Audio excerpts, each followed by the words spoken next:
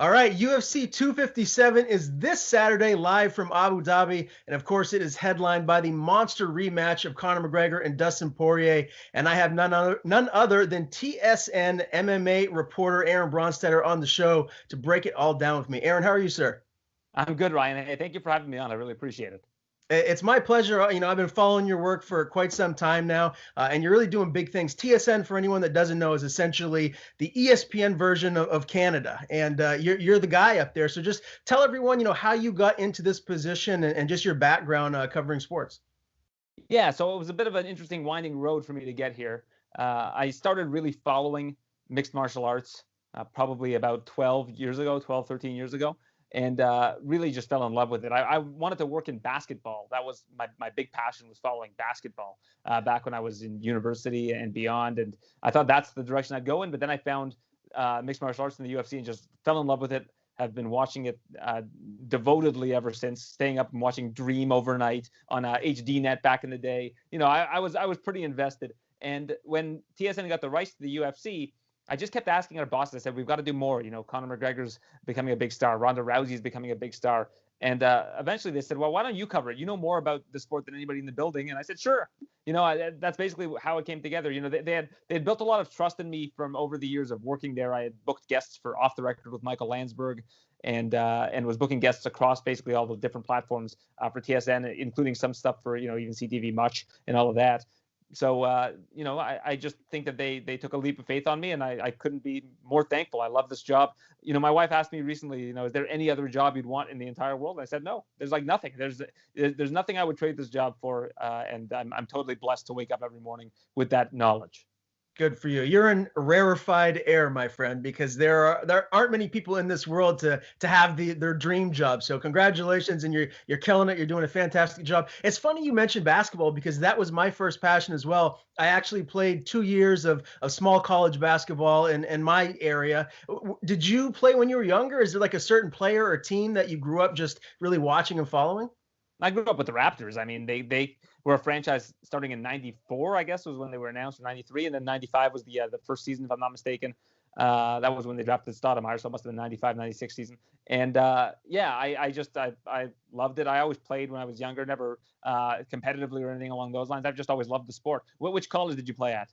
It was a D3 school. It was Eastern Maine Tech. But my freshman year, we were ranked number one in New England. We went to the Nationals, which was in Salinas, Kansas, and we got the brakes beaten off of us by a team from San Antonio and a team from Miami. We just didn't have any big guys. We couldn't get any rebounds. So it is what it is, And I just got, yeah, you guys were ahead of your time. Yeah, exactly. How do you think your Raptors are going to be this year? So far, it's not great. I mean, they're 5-9, and I think that they need to rebuild on the fly. I think that they need to try to get a good draft pick this coming year. They've got a lot of cap space coming up. They still have a lot of really good young talent that's locked up. So I think that if they rebuild on the fly, they can put together a pretty good team going forward. But it's not their time anymore. I think that time has kind of passed. They still have some great players. I think that they could put together something good in the long run. But I just think that they need maybe 2 or 3 years to kind of retool. Yeah, that makes sense. Well, I love the fact that you're a basketball junkie like myself. Before we dive into this huge pay-per-view card, I do want to get your thoughts just on the evolution of MMA in general, because really throughout 2020 with this pandemic and everything shut down, I really feel like Dana White has taken the bull by the horns and elevated the sport of MMA in general to just below that, I guess, top four sport, level. Obviously you got the NBA and the NFL and MLB and NHL, but MMA in particular, the UFC promotion is just rising and rising. Like, where do you feel like it's going to be a year from now, 5 years from now? Yeah, I mean, in North America, it could end up being a big five. Like the UFC's numbers are starting to get up there with the different sports, and like you mentioned, during the pandemic, Dana White really took a forward-thinking approach, and I think he did have a couple of missteps early on, but when it all came together, it ended up being a great product, and I think that they are doing it in a very safe manner. The amount of COVID tests that they've done since the pandemic started, I think is probably an outrageous amount. If you were to get those numbers from them, I'm sure it's been something probably pretty I don't know how many, but I remember the number he told me the previous time was really high, and the negativity rate, or rather the positivity rate, is quite low among UFC athletes. So I think they're doing a good job, all things considered. And I think, like you mentioned, I think it's really helped elevate the sport because they were the only thing going for some time. And I think that really helped them when people were looking for an escape and looking for a sport to watch. Yeah, absolutely. Do you believe that Fight Island in Abu Dhabi will be a staple for the promotion moving forward? Because we're kind of in uncertain times as it is anyways. I feel like just it's getting a lot of good, praise and everyone seems to like it. Do you feel like they're just going to make that 15-hour flight or however long it is to go over there on a consistent basis here moving forward? I think until they can get full arenas again, they will be for sure. I think it's hard to think, that far ahead in terms of, a year or two from now, because who knows what the state of the world is going to be. But for the time being, I think it's been great for them. How many positive tests have happened on the actual island once the fighters have gotten there? None that we've heard of, really. So I think that right now, what they're doing with Fight Island has been something that a lot of the leagues have modeled themselves after when they were doing the bubble system. So, more power to the UFC for coming up with that idea. And I think it's also helped a lot of the international fighters find somewhere to compete if they're not able to get to Vegas. Yeah, very well said. Now, before we dive into this main card, I do want to have you give me one fight and one fighter to kind of keep your eyes on this undercard, because really top to bottom, this is a stacked event. I'm really looking forward to it. Well, I love the Amanda Ribas and Marina Rodriguez fight. I think that the one question I still have about Ribas is her striking. And I think that Marina Rodriguez is one of the best strikers in the strawweight division. She puts on good volume. She's got good technique. I think that if it gets to the ground, I think she's got a good enough ground game to get back up. And I think that she's really going to test Amanda Ribas. This is, I think, the real litmus test for how good she is. Because the win over Paige Van Zandt is okay. The win over Mackenzie Dern, I think, was really good. Win over Randa Marcos. Marcos has struggled a bit of late. I think that a win over Marina Rodriguez, who I actually considered to be a real top 10 fighter in this division, would be something to see. And I think there's a lot of really good fights on this card. That's the first one that kind of came to mind. I was talking about it right before we came on together, so maybe it's just top of mind for me, but I think that's a really fun one. Is that on the main card or is that on the undercard? Because I was looking at Tapology this morning, and I thought that was the first fight on the main card. It might be. When you say undercard, I always think anything below the main and co-main. That's like kind of the boxing undercard. Sure. If you would have said prelims, then I would have had to answer a little bit differently. But gotcha. If you give me a list of the prelims, I'm sure I can give you something that stands out. Yeah, well, I got it right here. I can definitely pull it up. It starts with Amir Albazi versus Zumulagov. I probably butchered that. Nick Lentz and Movsar Evloev. I'm really looking forward to that one. That's kind of my pick for really a fight you should keep your eyes on. I think Lentz is a durable veteran, and he's going to be testing the undefeated Evloev. So I'm excited for that one. Andrew Sanchez and Muradov. There's a lot of great fights on this undercard that I feel like maybe aren't getting as much attention as the main card because you have Conor McGregor headlining the event. Yeah, well, that never hurts when you have Conor McGregor headlining, but it does take away a little bit of spotlight. I mean, I'm interested to see how Khalil Roundtree looks when in his return to the cage. He hasn't been in the cage, I don't think, for like about a year and a half or something along those lines. He looked really good against Eric Anders, and then I think he lost the subsequent fight. But I believe that against Marcin Prachnio, he can really put on a clinic and show all of the tools that he's learned over in Thailand. Yeah, I'm excited for that one as well. And then you got a great female fight, Sarah McMahon and Juliana Pena. McMahon, really, both of these ladies are staples as far as, just bringing the sport of women's MMA into the limelight. Just a couple of veterans that have been around for a long time. So really looking forward to that one.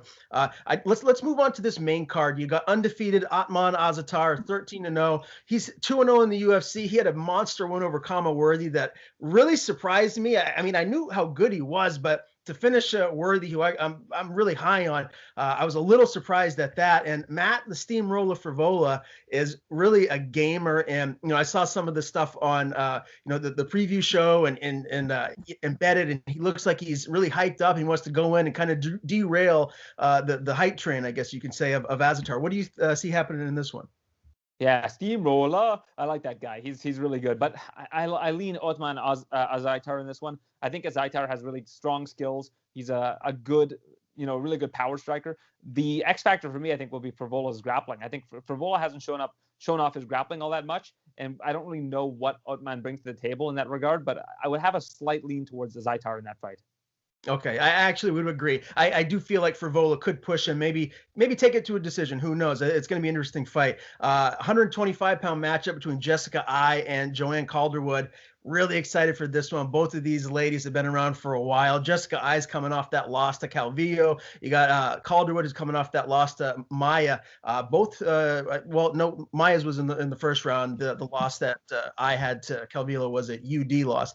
When you look at this matchup, how do you feel stylistically these two ladies match up, and who are you giving the edge to here? The good thing about this fight is they're both really high volume fighters. They're actually quite similar in terms of their fight style. I would give a slight lean to Calderwood. I think she's going to be the faster fighter, the more technical fighter, and has more of a submission game if it comes down to that. So I just think that she has more ways to win this fight. I think that I probably has more power. And if Calderwood starts to wear that in a 3-round fight that goes to a decision, I think that's I's best path to victory. I don't think we're going to see a finish in this one.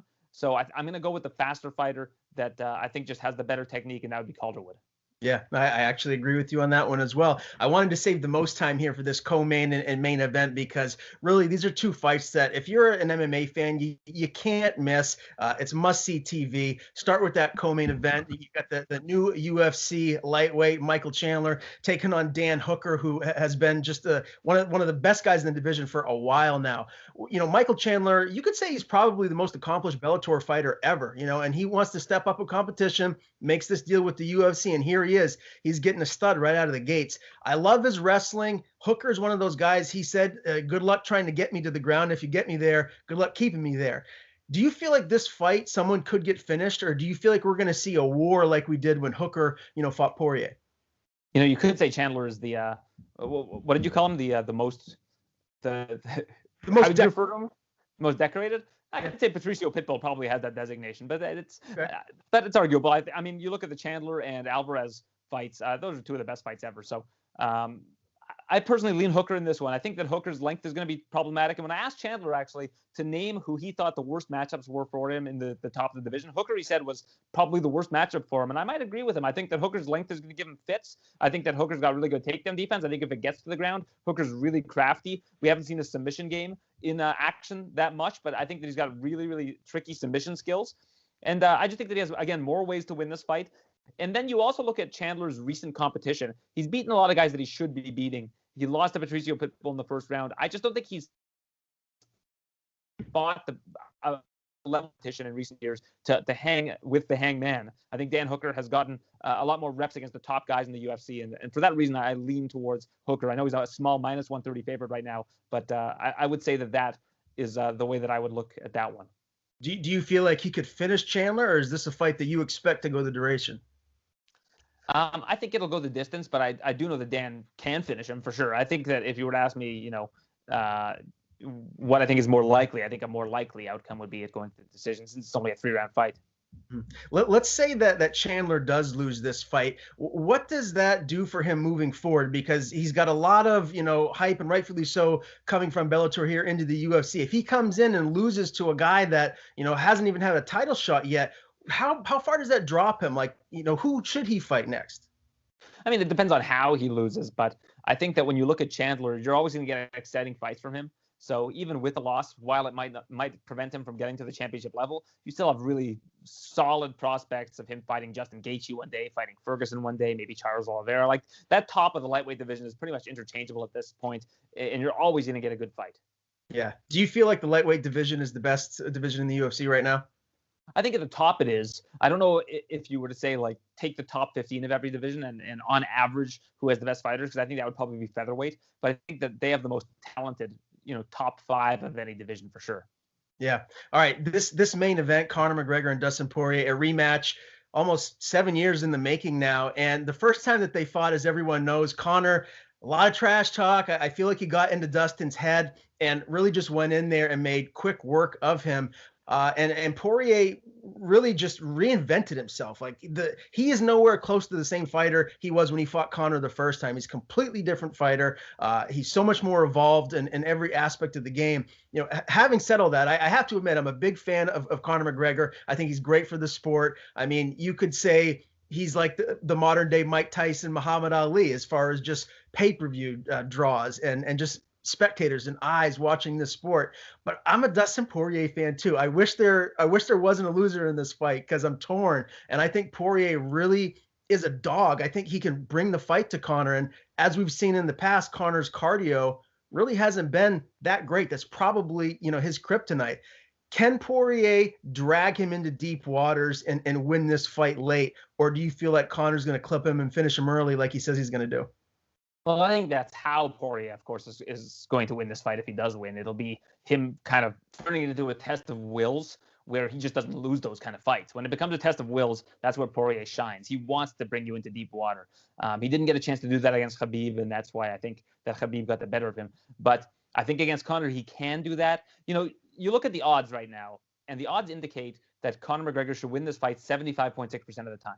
I think that's insulting to Dustin Poirier. I think that we have to trust, if you like Conor McGregor in this fight, you have to trust the unknown versus the known. Take a look at what McGregor has done since he beat Eddie Alvarez, which is the last time he got a win in the 155-pound division. He's had his boxing match with Mayweather. He's lost to Khabib, and he has a 40-second win over Cerrone at 170 pounds. If you look at what Poirier's done since Alvarez lost to McGregor, and to put into perspective how long ago that was, a couple days prior to that, Donald Trump had won the U.S. election. So it was quite some time ago. So if you look at what Poirier has done since then, win over Max Holloway, and saw how good Max looked this past weekend. Win over Eddie Alvarez, win over Justin Gaethje, win over Anthony Pettis, win over Dan Hooker. He's beaten the elite of the elite guys at lightweight. I know he lost to Khabib, but I think that it would be unfair to say that he has not established himself as the number 2 guy behind Khabib in this division. I think it's a sham right now that Gaethje is ranked ahead of Poirier. Poirier beat Gaethje, and Poirier has only lost to Khabib as well, just like Gaethje has. Why on earth would Gaethje be ranked ahead of Poirier? I think Poirier should be the consensus number 2 guy behind Khabib, and if Khabib is retired, he's the number 1 guy in the division. And to say that Conor McGregor should be a bigger favorite against him than he was against Cowboy Cerrone, which is the fact right now, I think is very, very unfair. I give Poirier a good chance of winning this fight. If you ask me for just a pick, I think Conor has a better chance of winning this fight, but I don't think it's a 75.6% chance. I think it's closer to a 60-40, 55-45, very, very close fight, because if he doesn't get it done in rounds 1 and 2, it becomes Poirier's fight to lose. Yeah, very well said. How impressed were you with Conor's win over Cerrone? I mean, up at 170, he made quick work of Cowboy, and you don't see that very often. I mean, Cowboy's as durable as they come, as far as historically goes when his fights. And you look at Conor now, he's jacked. He's put on so much muscle. He just looks like a different human being. Do you feel like that could translate into the fight, good or bad for him? I feel like we just don't have a very good sample size on Conor. I think that might play to Conor's favor because Dustin Poirier doesn't know about the different weapons that he's learned over the years, right? Like he's going to have not as much information going into this fight as Conor will have. Conor's got rounds and rounds and rounds of Poirier fights from the last couple of years that he can dissect. So that might actually work to the favor of McGregor, but it also means that we have about 40 seconds of Conor McGregor looking successful, and this was at the 170-pound division against the guy on a losing streak. And we know what Cowboy is now. We've seen Cowboy since then. We've seen Cowboy on the losing streak before McGregor. How much stock do you want to put into that win? It was a great win. Like you said, Cowboy doesn't usually lose like that. But Cowboy also is the type of guy that a lot of people have said over the years shies from the spotlight, shies from the big lights, can't get it done in the big fights. And he didn't. And he admitted after the fact that it was Donald who showed up for that fight, not Cowboy. And that can happen with Cerrone. But can that happen with Poirier? Because we haven't seen it happen since that first loss to McGregor. We haven't seen him under the, shy from being under the bright lights. We've seen him in main events. We've seen him in 5-round wars. Anytime a fight has gotten into the championship round in the lightweight division, he's undefeated. He's 3-0. So if he can take this into deep waters, if he can turn this into a dogfight, if he can bait McGregor into a brawl, and he's found a better way to avoid those angles of McGregor, that big left of McGregor, I think that he can make this that kind of fight. Now, you look at the kryptonite that he's had, and it is kind of the long-range, powerful left-hand strikers like a Michael Johnson and, of course, Conor. Has he done what it takes to shore that up?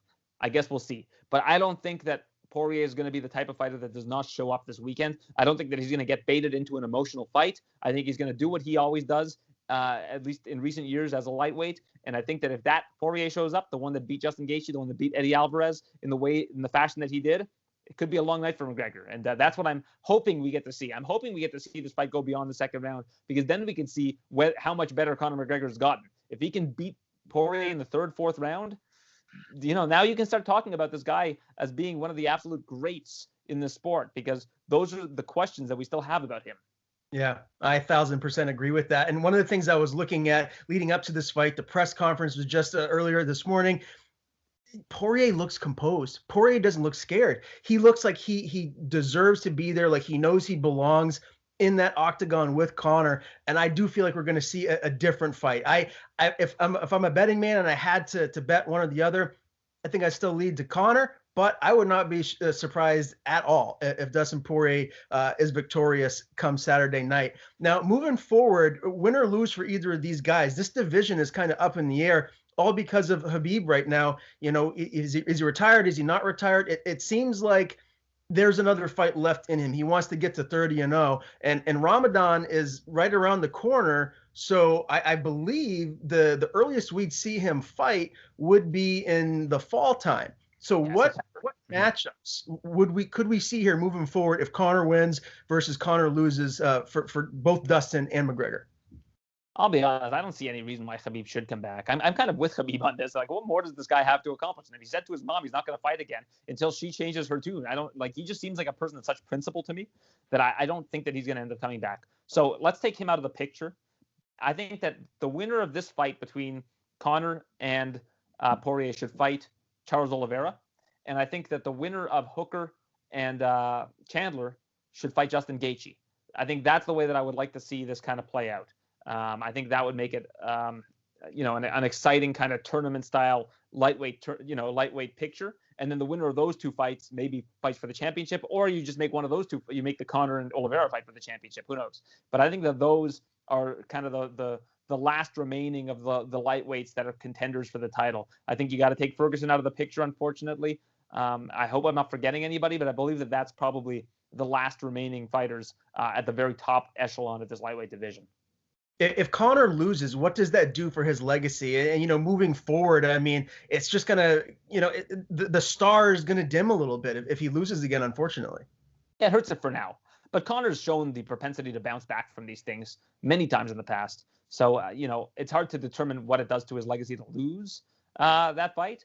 I think that you'd probably see an immediate rematch if he does lose that fight. I think that that's probably the direction they would go in. But if he loses twice to Poirier, that's bad. I mean, that's probably going to be tough for him to bounce back from. If he wants to be treated like just another fighter, I mean, let's see how he does against Poirier and then go from there. But I think that, of course, it hurts his legacy. It hurts any MMA fighter's legacy to lose. I think that's why Khabib probably stays retired, 29-0. I don't think that it hurts his legacy to not be 30-0. Who else does he need to beat in order to solidify his legacy? I don't see anything. Maybe if Charles Oliveira continues his win streak and looks really good and everybody says, well, if Khabib took him down, Oliveira's going to sub him easily. Maybe Khabib says, oh, you think so? Well, let's put that to the test. But I think right now, Khabib should retire comfortably, and I just don't think that there's that much more for him to see. Now, again, if Conor comes out and blasts Poirier in the first 30 seconds of this fight, maybe that satiates the hunger for a rematch, and maybe there's unfinished business there. But I don't know if Khabib is going to give Conor the satisfaction. Mm-hmm. There's been that rumored discussion of GOAT versus GOAT, George St. Pierre at 40 years old coming out of retirement for a second time and facing Khabib. Does it seem realistic to you? Because at this point with George, I just don't feel like we're going to see him come back and risk it at that age. And granted, he's a physical freak. He's in phenomenal condition. He could come back and still be one of the best in the division. And it would not surprise me to see him win a championship, but it's a big risk. And Khabib is just a nightmare stylistic matchup for everyone. Do you think that's something that the MMA fans will see? I don't know how realistic it would be at this point in time. When Khabib was asked about it recently, he said he DM'd George or something. There wasn't a ton of closure on that, but I could see that being a fight that would intrigue Khabib in terms of all of the other options out there. It probably intrigues him the most. But I don't know how much that intrigues the UFC, to be honest. Like the belt would probably not be on the line. It's kind of like an exhibition, and a catchweight fight probably. I don't know. The UFC could certainly cash in from it, undoubtedly. But how interested are both these guys? How much would it cost to get them together? Is it worth the effort? I don't know. I don't know how realistic it would be. I'd peg it as having maybe a 3% chance of ever happening. Okay, fair enough. Well, I cannot wait for Saturday night. UFC 257 is the biggest card of the year so far. Who knows? It might end up being the biggest card of the year, but I would not put it past Dana White and the UFC brass to put together some monster events here moving forward. I really appreciate you taking the time to join me here today, sir, and break it all down. Before I do let you go, I want you to plug your social media. Tell everyone where they can find your work. Sure, at Aaron Bronstetter, and tsn.ca/UFC for all of our UFC coverage. Wonderful. Well, thank you again. I really appreciate it. Hopefully, at some point down the line, we can do this again. Yeah, anytime, Ryan. Thank you for having me on. I appreciate it.